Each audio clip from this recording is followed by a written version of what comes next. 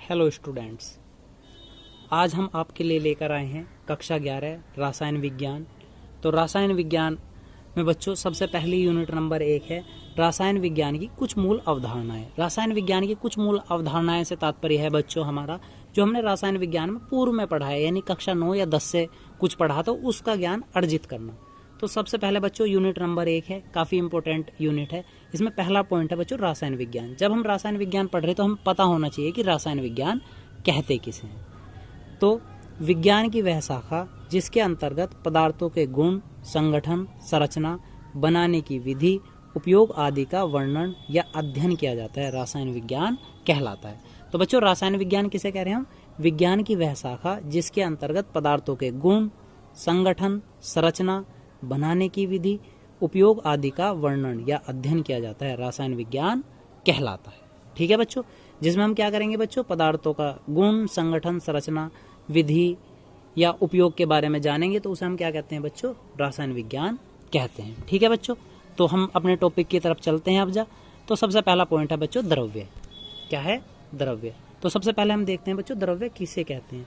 कोई भी वस्तु जिसमें द्रव्यमान होता है और वह स्थान घेरती है, द्रव्य कहलाती है। तो बच्चों कोई भी वस्तु जिसमें द्रव्यमान होता है और वो क्या करे? स्थान भी कुछ घेरे, क्या कहलाती है? द्रव्य कहलाती है। जैसे लकड़ी, बर्फ, पानी, वायु आदि, ये सभी किसके उदाहरण है बच्चों? द्रव्य के उदाहरण है। ठीक है, तो द्रव्य की 3 अवस्थाएं होती हैं। तो द्रव्य की 3 अवस्थाएं आप सभी जानती हैं बच्चों, ठोस, द्रव, गैस। यानी कि द्रव्य की कितनी अवस्थाएं हैं? 3 अवस्थाएं हैं, ठोस, द्रव, गैस। तो सबसे पहला पॉइंट बच्चों ठोस।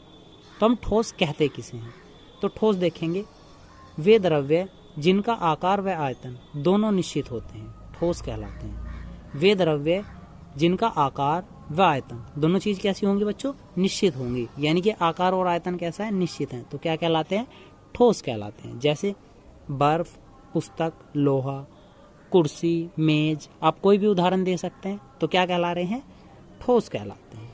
ठीक है बच्चों, आगे चलते हैं। द्रव्य। द्रव्य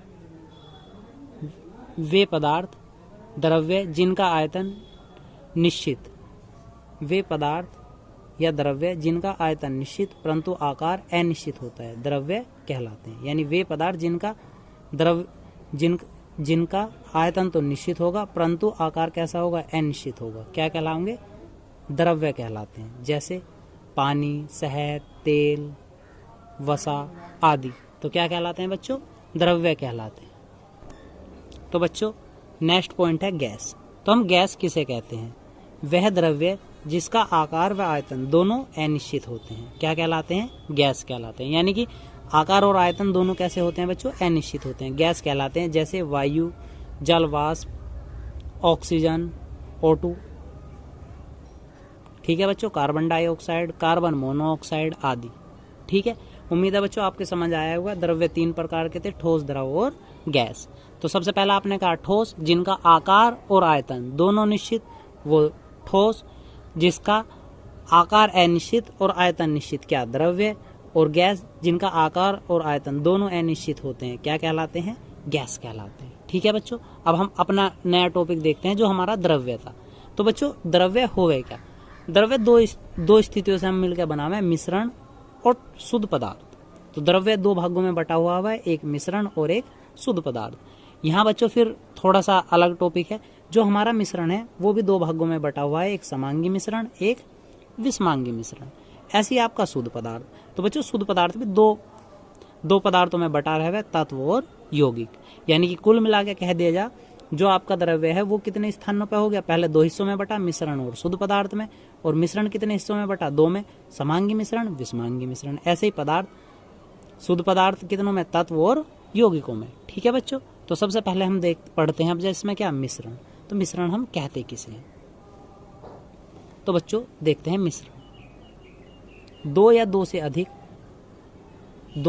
से अधिक तत्व व यौगिकों को किसी भी एक निश्चित अनुपात में मिलाने पर, 2 या 2 से अधिक तत्वों व यौगिकों को किसी एक निश्चित अनुपात में मिलाने पर जो अशुद्ध द्रव्य प्राप्त होता है, उसे मिश्रण कहते हैं या मिश्रण कहलाता है। तो यहाँ से कह रहे हैं हम 2 या 2 से अधिक तत्वों व यौगिकों को, कोई हमें तत्व मिल जाओ या फिर मिल जाओ क्या यौगिक, हम उसे कैसे भी करके मिला लें, किसी की मात्रा ज्यादा किसी की मात्रा कम, आपस में मिला देंगे तो कैसा बनेगा बच्चों, अशुद्ध बन जाएगा। तो अशुद्ध द्रव्य क्या कहलाएगा, मिश्रण कहलाता है। ठीक है बच्चों, तो हमने पूर्व में ऊपर ही पढ़ा मिश्रण कितने प्रकार के होते हैं, 2। तो ये 2 प्रकार के होते हैं। नंबर 1 समांगी मिश्रण। कैसा बच्चों, समांगी मिश्रण। तो देखते हैं सबसे पहले समांगी मिश्रण।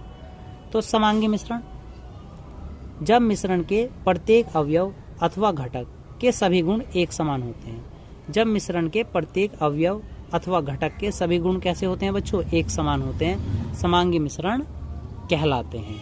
जैसे नमक व जल का मिश्रण, यदि हम नमक और जल को आपस में मिला देंगे तो क्या होगा बच्चों, बिल्कुल मिल जाएगा, नहीं पता चलने का कि कौन सा नमक का हिस्सा कौन सा जल का हिस्सा, तो ये कहीं का उदाहरण है समांगी का। ऐसे ही अल्कोहल और जल का मिश्रण, यदि हम अल्कोहल में क्या मिला दें बच्चों, जल मिला दें, तो क्या आप बता सकते हैं मिलाने के बाद कौन सा जल है और कौन सा अल्कोहल है, नहीं बता सकते। तो यह उदाहरण भी किसका है, समांगी का। अब देखते हैं बच्चों विषमांगी।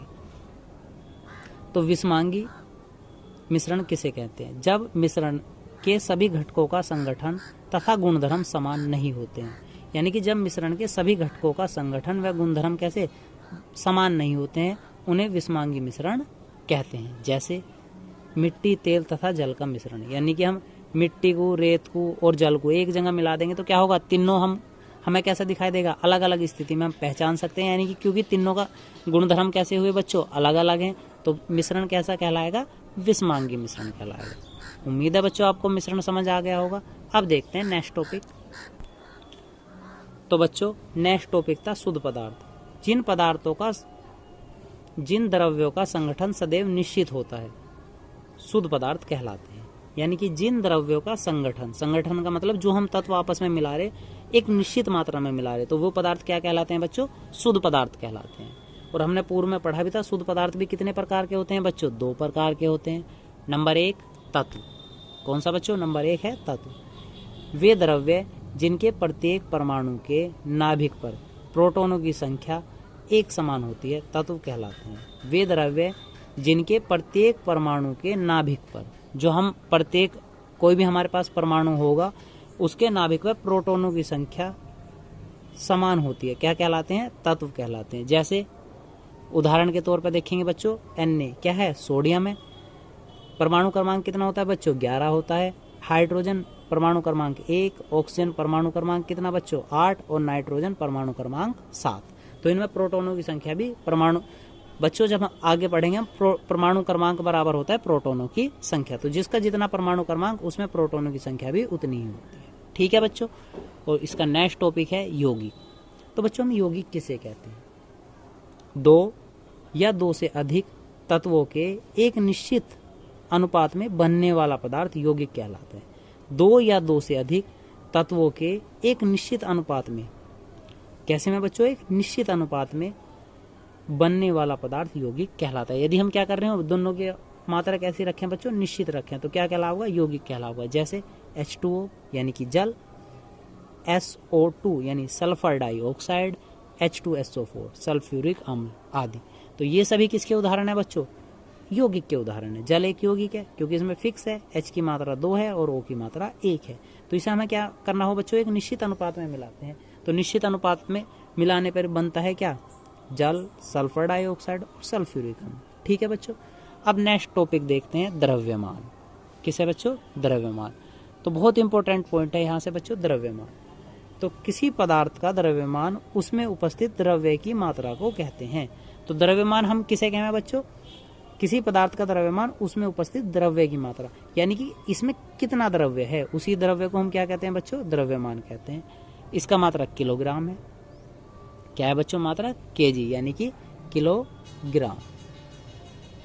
ठीक, अब देखते हैं बच्चों भार। तो भार, किसी वस्तु का भार उसमें लगने वाला गुरुत्व बल होता है, इसका मात्रा केजी यानी कि किलोग्राम होता है।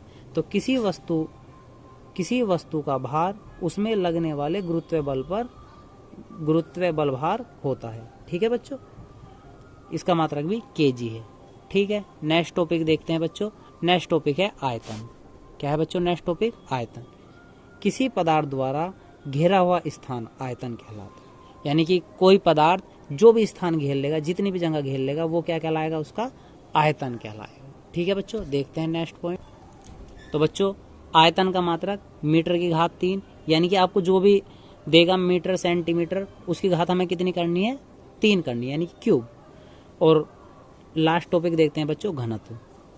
तो बच्चों हम घनत्व किसे कहते हैं, किसी पदार्थ के द्रव्यमान तथा आयतन के अनुपात को घनत्व कहते हैं। किसी पदार्थ के द्रव्यमान तथा आयतन के अनुपात को घनत्व कहते हैं। तो घनत्व होता है बच्चों द्रव्यमान बटे आयतन। क्या होता है बच्चों, द्रव्यमान बटे आयतन। इसका मात्रक किलोग्राम प्रति मीटर क्यूब होता है, क्योंकि बच्चों द्रव्यमान का मात्रक तो क्या हुआ, किलोग्राम, ऊपर रह जाएगा, बटे आयतन क्या हुआ, मीटर की घात 3, तो मात्रक बना किलोग्राम प्रति मीटर क्यूब। तो बच्चों उम्मीद है आपको आज का वीडियो पसंद आया होगा। यदि आपको कोई डिफिकल्टी है तो आप कमेंट बताएं और हमारे चैनल को सब्सक्राइब करें। धन्यवाद।